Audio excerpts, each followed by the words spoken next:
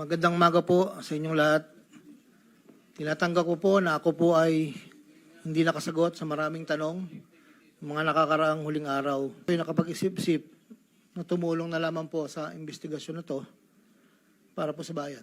Naintindihan ko po na hindi lang mainit ang isyong aking kinakaharap sa kasalukuyan. Mararamin po ang galit sa aming mga kasama sa DPWH dahil sa mga nabanggit na mga sinasabing katiwala sa aming ayon. Nangangamba po kasi ako sa seguridad ng pamilya ko.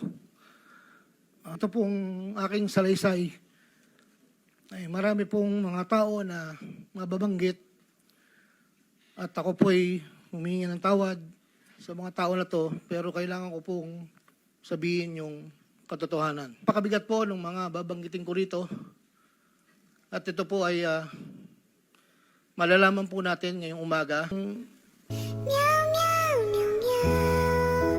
Sa akin pong boss, sa taong 2022, nagsimula pong magbaba ng pondo sa akin si Yusek Bernardo. Nandito po ang detalye kung ilan po at magkano. Ang kasunduan ay 25% para sa proponent. Hanggang 350 million. Nasa 23, ang kabuuan ng mga proyekto na ibaba ni Yusek Bernardo sa aking DIO ay halagang 710 million. Noong 2024, may kabuuang pondo na 3.3 billion. Taong 2025 ay may kabuuang halaga na 2.55 billion na ipababa ni Yusek Bernardo sa aking DIO.